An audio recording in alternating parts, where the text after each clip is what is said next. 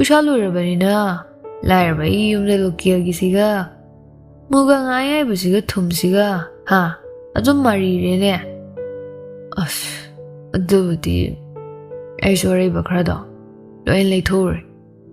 Nayu Myra, known as how I was so tired. Oh, a rebo. No one about to be shot to eat. Mogudi lo we are in. Ush, be more. Doing a low we are dim. Among over the carpor the whole body. Ines is easy. Adore river. Tabam did also. As I get another suffocated. Chai the go. A dream madam ye, I get her rodo. Mithori. Ain't I jam the hanjaki. Man, I never see the no part over the GN neighbor.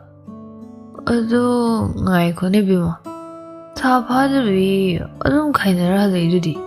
Go Loya Raj. Yeah, I never see the quite no shiver me shocked. As over the Mayum Padre Halle. Mayam Gangner Matakta, Enam already here the Gangner withdraw. I took a year for boy to know. Dunks of the Candana Uni. Ah, can't read that. I am my idea. But some of them whatly never be more. I don't know it report, but no worries and a rose hair was in neighbor. I go Gungam Drego. Saladare. Malimi Madang at the Mon Kanaki. Sangoy Machi the Tori Bafivamdo, Angakbani. Makoy Anina, Lukrabi Mamaga, Gibi Banate. Sakina. Hai, Nakoy Anina Torido Yening de go. Like Gaimina Kanglaga Pasade. Imong the Jangaga Jack Tolo. I go Mama. I did Jagarni. Yari, Jadoni. So then later Jack Jani is a draw. Hi, I know Tomana Kobi Marukabi. Aduga Kadai the Ginga Gichuro no, an easy Nangisibo. Kobi Marukabi. I am the Jingolo. I am the Howard Kiva. She by Shibimo. Ying Dida. Rasna. Ma. Naja and Jerry. Pibam Dugane, Gary Tobangam need hazard. Yum the Halarina Hidocro. Pazana Potarogo, I jack Tiramagi. Bimol, Mamma junkie do the onsin duna. Balim Imana Marune. And Malatre. Ah, Bimoa. Phone of lay. Yeah, Limbish Naira. Money. Yari, Narul Falsin and Angry. I do the phone double guide. You guys roll. Go and raise on. Gnawing over. See what hazel. Nay, than your end. Tumbe Adam never. Jack is Jay. Tugibiro. Tug Jill. Nisagi Mayana, Sangoy the Hing Lake Pagi Pibam the later Banina. Amana Somda, a topaga Kenari do Kangre. Thomas na. Sidadi, me mayam de Banise. Amato oirena, Wawala or Damnico. Yamina digo. Oh, how's it Marie? Ayo Crescipo, Kiriro. Kanagi Mangjavano, Nupigiro, Nupagiro. Is, Wahidi. So mine Nupanali Piba Kaisa, Yam Tina Tangbani. Nanganam Hukansa, I can go mangida. Nung Shiba I say, Shingagdani. I indian Dana Goivajasi. Yadoin a drop. Yani Yabayadi. Parise, I should worry about Haraki. Nang Subatar. I ain't done a pop on a cigar. Tamega Nisagi Mayana, Mayumda, Madam Chana Halagni Kang Drabanina, Nongan Bago in a lagle. Mama Mapa Anido, Bunatorak Baga, Mapa Janare, Nandona. How jik the Hanjilagni Kang bro? Nango. Mina yam Hainare. Nasana Karagian Tabiabani. I rang Halakito whenever. Yadraba. Rasina. Chak do, na tom ta charo. Ay ko'y ijanong si first division da pass to wagine, chak chaba chatle. Exam haido ba? Ngarang ahing haido taramoy ni nang dia. Ay mama, larig mo iya kudaba ko'y ramani, aduna kaw ramani ne, asigumba mayam sa haibiru ne. Pare, chak do, na tom ta charo ko. Hoy yani. Gate ka se phasana lonsilo, chathok to lay raso. ꯑꯗꯨꯒ ꯇꯥꯗꯦ ꯅꯨꯄꯤꯒꯤ ꯅꯝꯕꯔꯗ call ꯇꯧꯏ ꯑꯗꯨꯁꯨ of ꯂꯩꯔꯝꯃꯦ ꯃꯁꯤ ꯅꯨꯄꯤꯁꯦ ꯀꯩꯗꯧꯔꯖꯥꯠꯅꯣꯅꯦ ꯚꯣꯠꯇ vote ꯂꯥꯏ ꯆꯨꯔ ꯃꯥꯜꯂꯦ ꯑꯩꯁꯨ ꯌꯦꯡꯒꯦꯅ ꯌꯦꯡꯕꯅꯦꯕ ꯀꯩꯅꯣꯝ ꯏꯁꯣꯏ ꯁꯣꯏꯕꯒꯨꯝ ꯇꯧꯔꯤ ꯃꯥꯅ ꯇꯧꯏꯁꯦ ꯃꯈꯣꯏ ꯃꯃꯥꯒꯤ ꯅꯝꯕꯔꯗ ꯑꯣꯏꯅ ꯍꯦꯛꯇ ꯇꯧꯔꯒꯦ ꯁꯤꯗꯤ ꯁꯤꯁꯨ ꯑꯣꯐ ꯂꯩꯅꯦ ꯄꯨꯂꯞ ꯆꯥꯔꯖ ꯇꯧꯕ ꯀꯥꯎꯔꯖꯥꯠꯂꯥ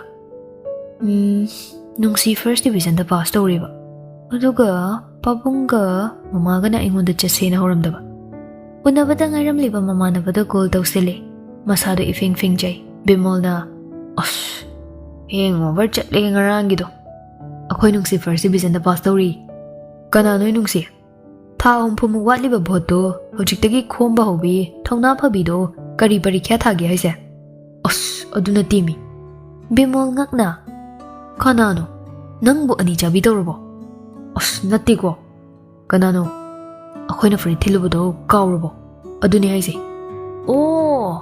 ꯑꯩꯅ ꯀꯣꯏꯒꯦ ꯍꯥꯏꯕꯗꯣ ꯀꯥꯏꯗꯩ ꯀꯣꯏꯕꯅꯣ ꯅꯪꯁꯨ ꯌꯥꯏꯌꯦ ꯃꯤ ꯑꯉꯥꯡꯅꯤ ꯃꯤ ꯑꯉꯥꯡꯗꯣ ꯎꯅꯔꯨꯁꯦ ꯍꯥꯏꯕ꯭ꯔꯣ ꯃꯃꯥꯒ ꯄꯥꯕꯨꯡꯒ ꯆꯠꯈꯤꯕꯗ ꯉꯥꯏꯔꯤꯗ ꯍꯣꯔꯦꯟ ꯇꯦꯡꯂꯞꯅ ꯑꯆꯥꯄꯣꯠ ꯂꯩꯔ ꯆꯠꯂꯨꯁꯤ ꯄꯥꯁ ꯇꯧꯕꯒꯤ ꯍꯣꯏꯅꯦ ꯅꯪꯒꯤ ꯚꯣꯠ ꯂꯥꯏꯗꯣ ꯎꯅꯗꯣꯏ ꯁꯔꯨꯛ ꯑꯗꯨꯅ ꯐꯔꯦ ꯍꯧꯖꯤꯛꯇꯩ ꯆꯠꯅꯕ ꯂꯣꯏꯁꯤꯟꯁꯦ ꯍꯥꯏꯔꯣ ꯑꯗꯣ ꯒꯥꯔꯤ ꯑꯆꯧꯕꯗꯤ ꯄꯨꯈ꯭ꯔꯦ ꯂꯥꯏꯟ ꯒꯥꯔꯤꯗ ꯑꯣꯏꯅ ꯆꯠꯁꯦ ꯍꯥꯏꯕ꯭ꯔꯣ ꯑꯗꯨꯁꯨ ꯒꯥꯔꯤ ꯀꯥꯏꯗ ꯇꯣꯡꯒꯦ ꯈꯪꯗꯦꯅꯦ ꯐꯥꯒꯤ ꯇꯧꯕꯅꯦ ꯊꯣꯡꯕꯩ ꯃꯥꯔꯨꯇꯤ 800ꯇꯣ ꯊꯥꯎ ꯍꯥꯞꯄꯤꯒꯦ ꯍꯥꯏꯔꯒ ꯋꯥꯏꯁꯦ ꯑꯗꯨꯗ ꯑꯣꯏꯅ ꯆꯠꯂꯁꯦꯕ ꯍꯣꯏ ꯍꯥꯏꯅꯔꯣ ꯏꯍꯦ ꯊꯥꯎꯒꯤ ꯄꯩꯁꯥ ꯂꯩꯒꯗ꯭ꯔꯥꯅꯦ ꯄꯦꯜꯂꯕꯅꯦ ꯂꯥꯏꯔꯕꯤ ꯏꯃꯥꯗꯒꯤꯅꯦ ꯑꯩ ꯈꯔ ꯂꯧꯔꯛꯀꯦ ꯑꯆꯥꯄꯣꯠꯇꯨꯗꯤ ꯅꯪ ꯊꯣꯛꯄ ꯂꯩꯖꯔꯣ ꯕꯦꯒ ꯁꯪꯅꯕ 100 ꯂꯩ ꯑꯁꯤꯅ ꯂꯩꯔꯒꯦ ꯀꯣꯟꯅ ꯃꯇꯨꯡꯗ ꯁꯪꯉꯁꯨ ꯌꯥꯏ ꯆꯍꯤ ꯌꯥꯝꯂꯒ ꯁꯤꯟꯐꯝ ꯑꯝꯇ ꯄꯥꯏꯔꯨꯗ꯭ꯔꯗꯤ ꯈꯔ ꯋꯥꯕ ꯇꯥꯕꯅꯤ ꯌꯥꯔꯦꯀꯣ ꯌꯨꯅꯝ ꯅꯝꯍꯜꯂꯛꯀꯅꯨ ꯍꯣꯔꯦꯟ ꯂꯥꯛꯑꯝꯗꯥꯏꯗ ꯄꯥꯎ ꯐꯥꯎꯅꯔꯁꯤ ꯍꯣꯏ ꯑꯗꯨꯃꯥꯏꯅ ꯇꯧꯔꯁꯤ ꯑꯗꯣ ꯁꯅꯥ ꯑꯣꯐ ꯂꯩꯔꯤ ꯍꯣꯔꯦꯟ ꯆꯠꯂꯤꯉꯩ ꯀꯣꯜ ꯇꯧꯁꯤꯜꯂꯛꯑꯗꯤ ꯀꯝꯗꯧꯕ ꯍꯣꯔꯦꯟꯒꯤ ꯋꯥꯗꯣ ꯍꯧꯖꯤꯛ ꯈꯜꯂꯨ ꯍꯥꯏꯗꯤ ꯌꯥꯝ ꯃꯥꯟꯅꯩꯀꯣ ꯀꯨꯝꯃꯝ ꯋꯥꯠꯂꯤꯕ ꯚꯣꯠ ꯍꯧꯖꯤꯛꯇꯩ ꯈꯣꯝꯕꯤ ꯑꯃꯒ ꯀꯣꯏꯅꯩ ꯍꯥꯏꯕꯗ ꯌꯥꯏꯍꯦ ꯅꯪꯁꯨ ꯐꯔꯦ ꯑꯩꯁꯨ ꯆꯝꯄ꯭ꯔꯥ ꯃꯍꯤꯔ ꯀꯩꯅꯣ ꯊꯛꯑꯒ ꯒ꯭ꯌꯥꯟ ꯂꯥꯛꯄ꯭ꯔꯥ ꯌꯦꯡꯒꯦ ꯀꯣꯛꯁꯦ ꯈꯔ ꯉꯥꯎꯐꯤꯡ ꯇꯧꯔꯤꯁꯦ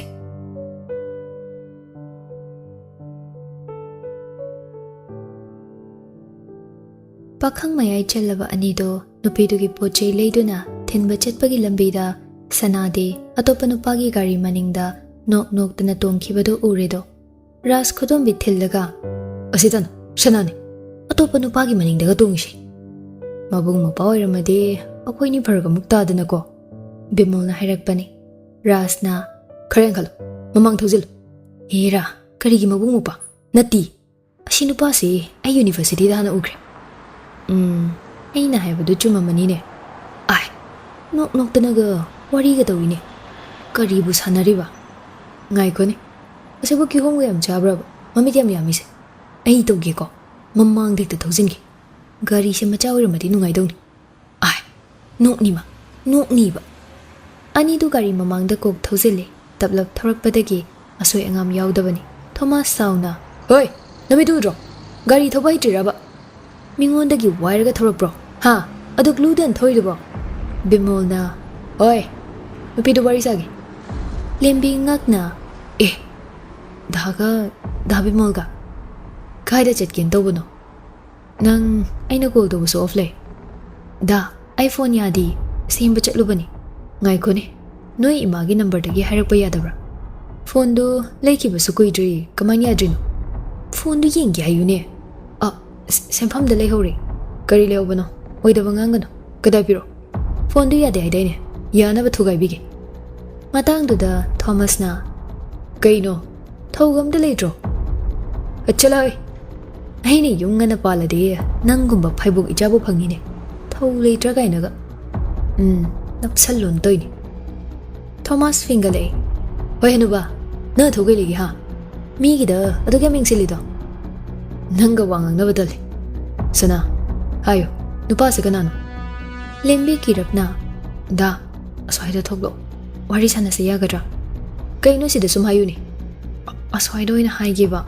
ꯕꯤꯃꯣꯜꯅ ꯀꯗꯔ ꯇꯧꯔ ꯑꯃꯨꯛ ꯊꯥꯗꯣꯔꯛꯇꯣꯏꯔꯣ ꯑꯁ꯭ꯋꯥꯏ ꯐꯥꯎꯗꯅꯦꯕ ꯁꯥꯎꯅꯤꯡꯂꯁꯨ ꯅꯨꯡꯁꯤꯕꯅ ꯍꯦꯟꯕꯅꯤꯅ ꯁꯥꯎꯕ ꯉꯝꯗ ꯃꯇꯦꯛ ꯑꯃ ꯊꯣꯔꯛꯂꯦ ꯔꯥꯖꯅ ꯀꯩꯅꯣ ꯅꯪꯅ ꯑꯩ ꯅꯠꯇꯕ ꯅꯨꯄꯥ ꯑꯃꯒ ꯆꯠꯃꯤꯟꯅꯔꯤꯁꯦ ꯑꯁꯤ ꯅꯪꯒꯤ ꯅꯕꯨꯡꯁꯨ ꯅꯠꯇꯦ ꯅꯧꯄꯥꯁꯨ ꯅꯠꯇꯦ ꯑꯩ ꯂꯣꯏ ꯈꯪꯕꯖꯥꯠꯅꯤꯀꯣ दा असीसे आइगी भोटकी हौजिकतगी हौना चेनबीबा मिसक्तुनी मागी ममांगदा हायरदी नुंगाइरोइन तौबनेबा हाइदी आइना फंक्शन सिजिनबा मालेना सेंगेको अमुक फागी तौगिद्रो भोटसु याम वाटली हौजिकतै हौना लेरे खुलक युमलकता खोंबा हौरबसना अइ अंगांग नते कइदौरगे अइसो हाइरिदना ngarangsani harau harau unaramido ngasina nangna hongliba mongse ai nungairamni khanbro da ai ka shu hongdi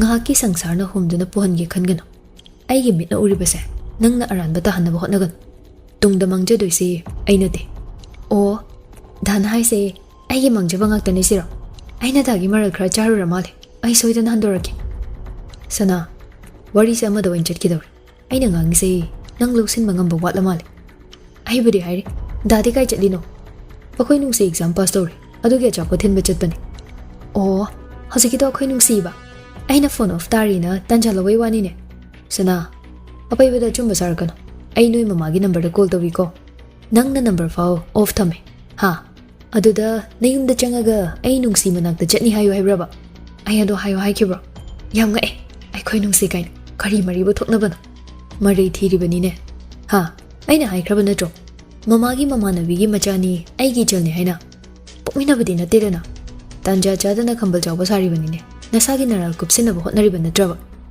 ai kai haikrage na thamoi sengba wale tawruba thabakta mai pakpa watkani kaya da hairiba nupi no yengo mamitagi mapiga tup tup tare lembina aingonda sap tawri natro ai sap tawde ko na thamoi du sengo haibani nangna senglagabu kaigi kapningai wege ngasi heba numet chidagi amukhana aingonda wahayam ta hairkan aingonda sap tawa ngam banangdi ai nungsiba nate ngaki tatni hoi nasagi naral kupsina bhotna bada mingonda karibada nam pisige khanbada waramani ne ha aina nang nungsiba maktorabadi nang nungmadi gyan soidana tarakhini ko thomas changa aga nupi se mamitagi mapita halise kaigino kainga tanja chadana kholwang kan noi masel dongnabado aingonda tawakano thomas nupidugi makhut tapai chalesilo asiguma miga nangon sina dawnate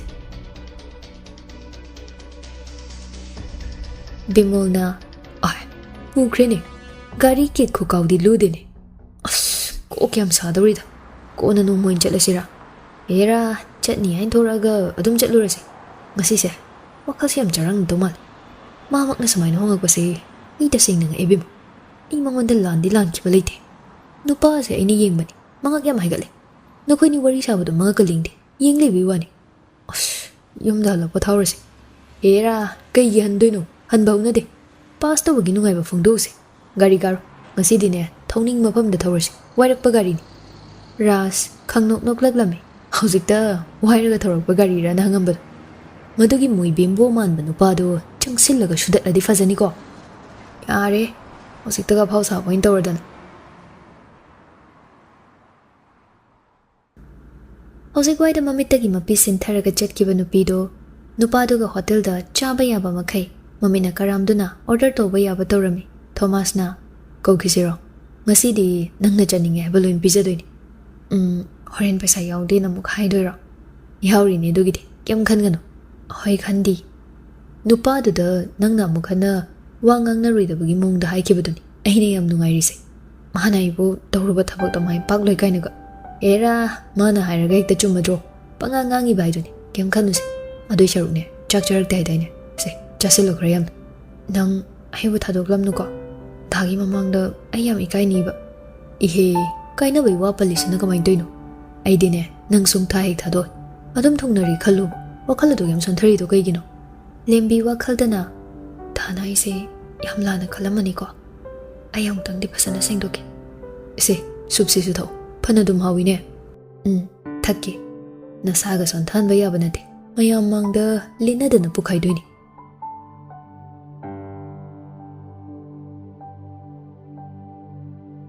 somdadi nupado isuk suk thaduna dum leire lapupa tera yora phawda nupidugi wakhalda dum onglaga leire bimolna nupa na ko adumain sum suk thawaide mana su soyana paw phawjarak ni se somning bagi pangai haibani na khalluwa aina nungai trisa mana nupado ga chatlambasini hoi ai chahi se maga yingnabada kharadi khetnare adubu mana horukpada khangabani masisu As, nupi bu mama tumtaro.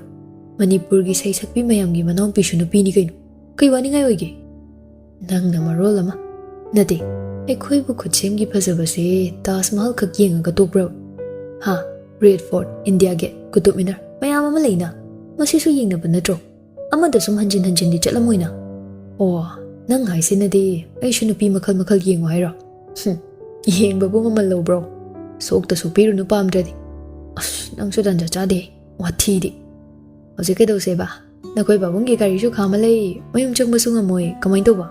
Chak chani haram maga chat ki bani ni. Thuklak to man de da. Achapot khak biram de na to.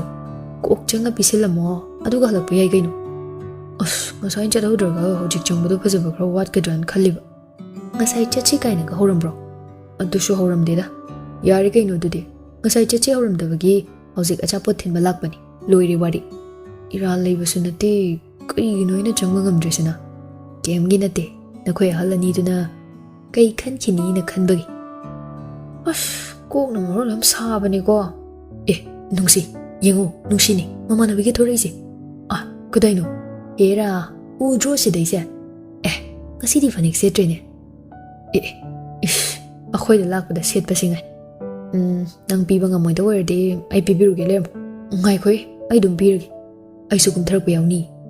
Makoy ani ubada nupido nok fet tawrami. Makoy da oidra boy ning duna tung ontok duna mo yengjay.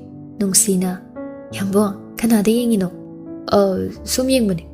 Bimol na, nakoy di kay jatoy ba? Imana vitin ba thorak pa ni, chak chasa yadra ba? Mara. Magi ming na thoy no gawi. Anak padagi ni, chak chasa igam tayadi.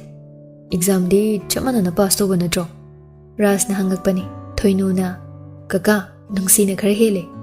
Pajare, ay gari mamay lera magi ko. Bimol na hayrak pa ni, nung sina, yambong ni, kahit kakano. Hozikla ka ba, mamaga babong gada. Yambong huy gini.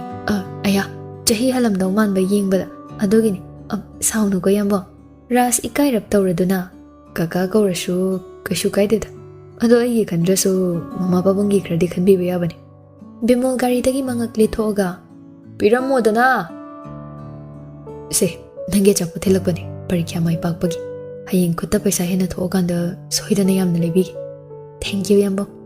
Adudi ay mo khan na ba tawragi. Ko na magtinarisi ko. Mama na yambong tabag jil hawagi chak chaba lakta ba ni na hay. Adubo nga haklak bibasa. Yam nungay. Ay ikaw sir. Kawi ni. Nungshi. Ay laami habasi nang kanamda da hay nuko. Haydi tabaga rubalay na hayarga somda mugla ay hayradi. Kay gino dudi yambong. Kashtaw dida. Hayda hay gano. Yambong.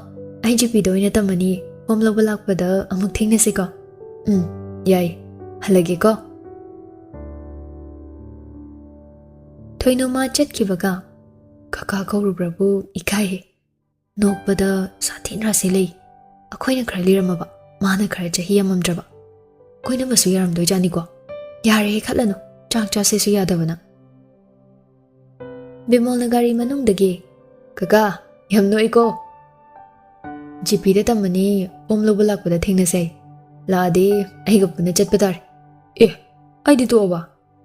Kana de. Kang na ba hotel amada changse. Achapot da hawa jaro se. Paisa di aying bigyan na hire se.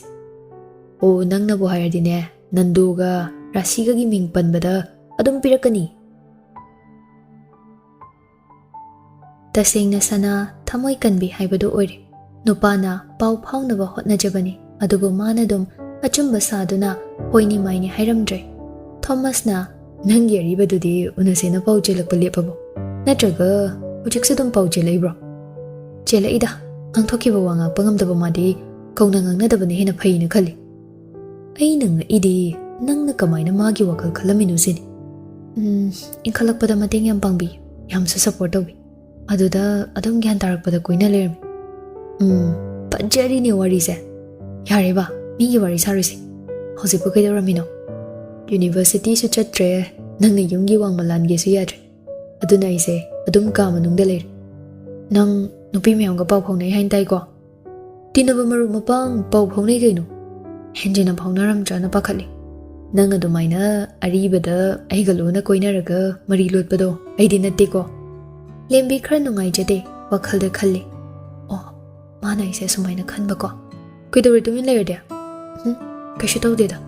Asing bairakpagi tumin layrira na khallubani. Kaiba. Kem nateda. Ai wam ta haige. Lising amai. Akhoini gi marisa. Aina nampuda namhada na hokibadi nate ko. Khana na hoyargene. Chummi nang naido. Aina hobani. Hosing ngahaki mamangda ngangkiba wada. Ai khra nungaide. Ngahaki mamangda haikiba wahido. Ai lanjari. Matungda mukhana palaroige. Ai thamagi. Thambayar. Ibani una saibado kai khalige. Nangi do lamale. Ai yumda kamai haidoino. Kainu lapade. Mori da chatlu saibani. Ngasi chatlaga ngasi dum halakpe. Yumda phajana dum hairamu. Akhoi tinaba mayam chattoini na. Nupaga nupiga yam khenai ko. Nang haido akhoi yumna sungya yar oiba. Oh, adu phau to bangam loidaba. Adu su lawgadaba aina haiba wada nang ne hiktukpani ba. Saukhino. Saudeda. Saubai tiksu leijade. Ai ima dang tang di haudoktane yengagi. Ai hayo hairasu haigeni. Akhoi taminaba mayam chattoini ngasi chatlaga ngasi halakani dum hai. Adu nataba kimda hairunu. Hoiba ai soidana haige. Myanmar su yorakpa yabra yengse. Nongmada yagadrane. Mi lui chane ngaktani. Akhoi su chatlalori. Kaidawni. Sum wakhalse ifak fakchin doi sarukpudi kharasu koidana langdana tawdawni. Phare. Ai imaga wari sanaraga paudu pirage. Ngaiko kinam hayoge. Hayo. Akhoi chattoini haibase hanubado khangalakanu ko. Amu karandaba soidana lakya ni. Handaktine. Aina phuradi ma natayam char. As mi khatnaba se yam pambadona. Khatnaba pambai wa natini. Ma pamdre na lapthoklaba nupi sida amu kakka khawriba mai wakhalsina he na ngaktaba ngamdre. Nupa oirasu jugo chadaba nupani. Adu kuina liraga leirido adugini. Yarese sawaranoba. O saujade. Nangidamak ai mi khatnaba su ngame haibase utpai wanida wahaina oirasu. Wahaida dum loisilasi. Aigi maramgi mi himta khatnabinoba. Phare imaga pau phongnaro. Nangna yare hairade aidi chatpagi khongbusingdo loinsiladam. Sinbasu loidriba.